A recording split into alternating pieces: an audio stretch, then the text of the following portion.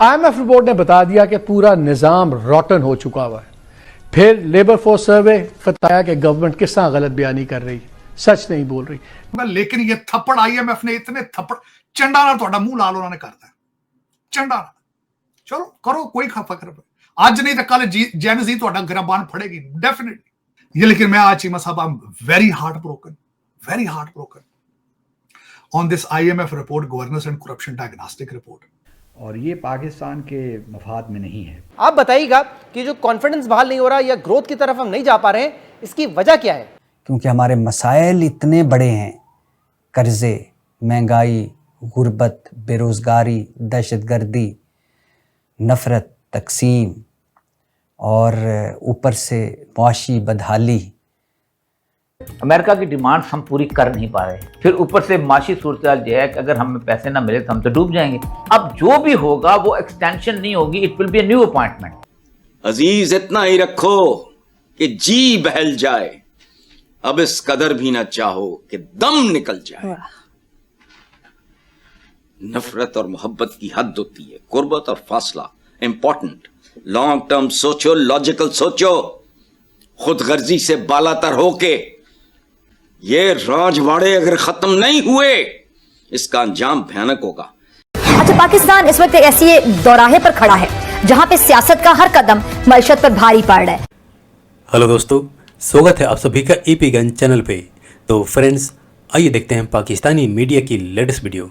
तो दोस्तों, आज की वीडियो काफ़ी इंटरेस्टिंग है, जिसमें पाकिस्तानी इकोनॉमी की बात हो रही है।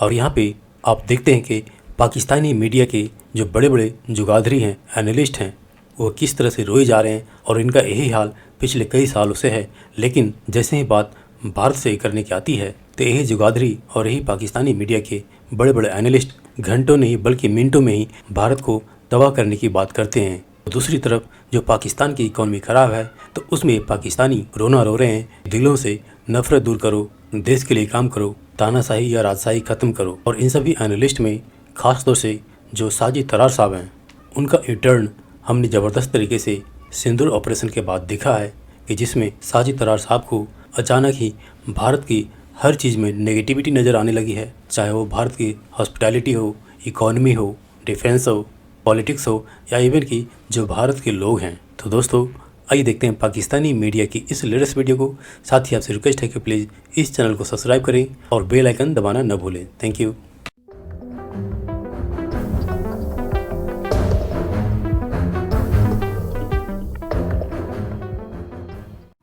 डॉक्टर साहब, दो तीन इंपॉर्टेंट चीज़ें हैं। पाकिस्तान में कहा जाता है कि जो एलीट है और जो एलीट के बच्चे हैं वो शायद अपने आप को समझते हैं कि वो इस दर खुदा ही घूम रहे हैं। दूसरी तरफ तार साहब, आईएमएफ की रिपोर्ट एक बड़ी आई है पाकिस्तान में करप्शन के हवाले से। इसको भी मैं समझता हूँ डिस्कस की जाने चाहिए, क्योंकि ये भी एक एलीट जो है वो जिसे कहते हैं ना, खाबे खाई जा रहे हैं। आप अक्सर कहते होते हैं कि आईएमएफ का पैसा जो है ये तो इनके बच्चों की ट्यूशन फी और ये होनी है। चीमा साहब, मैं वैसे भी आज आपके साथ बात करना चाह रहा था आईएमएफ की governance and corruption diagnostic report जो आईएमएफ ने दी। मैं वार्निंग देना चाहता हूं दोनों मुमालिक को इस वक्त, पाकिस्तान और भारत दोनों को। नेपाल का रेवोल्यूशन जो जेन जी का स्टार्ट हुआ था चीमा साहब, हाई कोर्ट के जजों के बच्चे, करप्ट जजों के बच्चे रोलेक्स की घड़ियां और गाड़ियां शो ऑफ करते थे। ये रिपोर्ट का हिस्सा है, मैं खुद अपनी तरफ से नहीं बना। जब जुल्म इतना बढ़ जाता है, करप्शन इतनी बढ़ जाती है, फिर जेन जी के पास कोई चॉइस नहीं रह जाता। मैं ये वार्निंग दे रहा हूं आपके पाकिस्तान को और भारत को कि नेपाल के बड़े जजों के लड़के रोलेक्स की घड़ियां शो ऑफ करते थे। आज उसी तरह क्वेटा से एक जज साहब है, उनका बच्चा 16 साल का है, लाइसेंस आई नहीं। अब ये, और दूसरा चीमा साहब अर्ज करना चाहूंगा, ये वो जुडिशरी है पाकिस्तान की जिसका आईएमएफ ने कहा है कि नंबर 3 पे करप्ट इंस्टीट्यूशन इन पाकिस्तान। और ये वार्निंग है। आज आपकी दस्तूरे कहते हैं ना, कॉन्स्टिट्यूशन एवेन्यू के ऊपर हादसा। जेन जी से नहीं बच पाओगे, मैं बता रहा हूं। जिनके हर के हाथ के अंदर कंप्यूटर है, जिनके हाथ, वो कंप्यूटर कैसे, आईफोन है उनके पास, हर एक के हाथ में स्मार्टफोन है, किस तरह सेटिस्फाई करोगे उनको, किस तरह से? चीमा साहब, governance and corruption diagnostic report IMF ने दी है। क्यों दी है? आपकी एस्टेब्लिशमेंट डिवीजन का हर सेक्रेटरी जो है वो हार्वर्ड और कैम्ब्रिज का पढ़ा है, ऑक्सफोर्ड, उन्होंने क्यों नहीं ये पेश की? और दूसरा, मैंने सुना है कि ये आईएमएफ की डील का हिस्सा था कि हम इसको पब्लिक करें, वरना यहां पे तो खाबे लग रहे हैं, खाबे दिहाड़ियां ला रहे हैं, और चीमा साहब जो सबसे खतरनाक बात है, 5 ट्रिलियन रुपीस की दिहाड़ी लग रही चीमा साहब, 5 ट्रिलियन रुपीस। और ये सारे जो आपके ये एलीट बैठी है, रूलिंग एलीट चीमा साहब, एस्टेब्लिशमेंट डिवीजन के अंदर सारे जो इस वक्त बैठे हैं बाहर के पड़े हुए बाबू, मैं इनसे पूछना चाहता हूं, 3 करोड़ बच्चा पाकिस्तान का स्कूल नहीं जा रहा चीमा साहब, 3 करोड़ बच्चा नहीं जा रहा है। मैं ये नहीं कहता चीमा साहब कि कौन अच्छा है कौन बुरा, सारे के सारे गंदे हैं चीमा साहब। मुर्शिद पाक भी आए थे तो वो हेलीकॉप्टर से उतरे नहीं थे चीमा साहब, वो उस पर भी मैं बात करना चाहूंगा। लेकिन ये थप्पड़ IMF ने इतने थप्पड़, चंडाना तोड़ा मुंह लाल उन्होंने करता है, चंडाना। चलो करो, कोई फकर आज नहीं तो कल जैन जी तोड़ा गिरबान फड़ेगी डेफिनेटली ये। लेकिन मैं आज चीमा साहब, I am very heart broken on this IMF report, governance and corruption diagnostic report. और मैं अगली बारी गया तस्वीर भेजांगा जनाब ਨੂੰ IMF ਦੇ ਦਰਵਾਜ਼ੇ ਦੇ ਅੱਗੇ ਲੰਘ ਕੇ ਅੱਗੇ ਮੈਂ ਸਲੂਟ ਮਾਰਨਾ ਉਹਨਾਂ ਨੂੰ।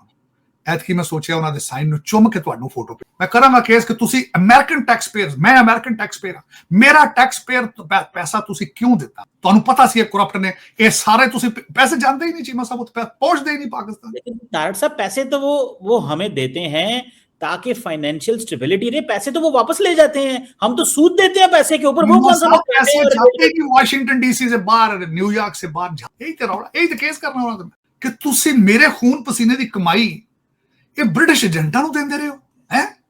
ਇਹ ਜਿਹੜੇ ਵਾਪਸ ਆ ਜਾਂਦੇ ਨੇ ਇੱਥੇ ਹੀ ਰਹੇ, ਉਹ ਜਾਂਦੇ ਹੀ ਨਹੀਂ ਬਾਹਰ। और मैं आके आज की सोच रहा पाकिस्तान आके ਤੁਹਾਡੀ ਮੈਂ ਮਾਫੀ ਮੰਗਾ ਬੰਦਿਓ, ਖੁਦਾ ਦਾ ਨਾਂ ਇਹਨਾਂ ਨੂੰ ਨਾ ਭੇਜਿਆ ਕਰੋ ਇੱਥੇ। ਇਹ ਐਸਟੈਬਲਿਸ਼ਮੈਂਟ ਡਿਵੀਜ਼ਨ ਦੇ ਬੰਦੇ ਲੈ ਜਾਓ ਇੱਥੋਂ, ਖੁਦਾ ਦਾ ਨਾਂ ਜੇ ਯਾਰ, ਵਾਸਤਾ ਰੱਬ ਦਾ ਜੇ। ਹੁਣ ਆਨਲਾਈਨ ਡਿਗਰੀਆਂ ਨੇ ਯਾਰ, ਆਨਲਾइन ਪੜ੍ਹਾ ਲਓ ਇਹਨਾਂ ਨੂੰ, ਜੇ ਇੰਨਾ ਸ਼ੌਕ ਜੇ ਪੜਾਣਾ ਜੇ, ਇੱਥੇ ਨਾ ਭੇਜਿਆ। ਸਾਡੀਆਂ ਬਾਹਾਂ ਖੜੀਆਂ ਚ ਇਹਨਾਂ ਨੂੰ।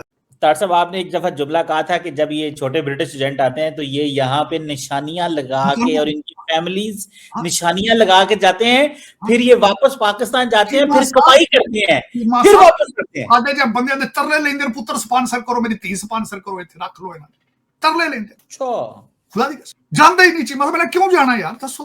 मैं नाम नहीं लेना चाहता, मैं कई लोगों को जानता हूं जो हस्बैंड वाइफ दोनों CSS अफसर हैं, और दोनों के दोनों यहाँ छुट्टियां आके देते ग्रीन कार्ड के चक्कर लगे फिरदे। कई को खुदा दा नाम यार, इन्हां कौम ते तरस करो अपने। आजकल ऑनलाइन डिग्रियां हो रही हैं, बल्कि यार इनको डिग्रियों की जरूरत है। डिग्रियां ना MBBS बंदे ਨੂੰ ਤੁਸੀਂ CSS ਕਰਾ ਕੇ ਉੱਤੇ ਡਿਪਟੀ ਕਮਿਸ਼ਨਰ ਬਣਾ ਛੱਡਦੇ ਹੋ, SP ਬਣਾ ਛੱਡਦੇ ਹੋ। ਅੱਧੇ SP ਜਿਹੜੇ ਤੁਹਾਡੇ ਸਾਰੇ ਜਿਹੜੇ ਨੇ ਉਹ डॉक्टर ने।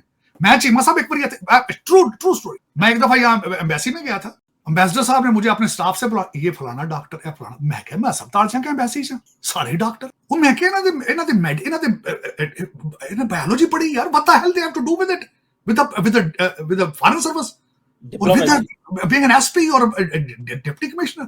ਤੁਹਾਨੂੰ ਅਕਲ ਹੀ ਨਹੀਂ ਯਾਰ ਇਸ ਗੱਲ, ਕਿਹੜਾ ਜ਼ੁਲਮ। ਇੰਜੀਨੀਅਰ ਨੇ ਜਾਂ ਡਾਕਟਰ ਨੇ, ਦੂਜਾ ਤਾਂ ਬੰਦਾ ਹੀ ਉੱਥੇ ਕੋਈ ਨਹੀਂ। और ਉਹਨਾਂ की ट्रेनिंग होती है रट्टा किवें लाना, बस चलो चीमा साहब पसंद अपनी अपनी नसीब अपना अपना, सारे ही गंदे ने यार, मैं तो समझ नहीं आ रही।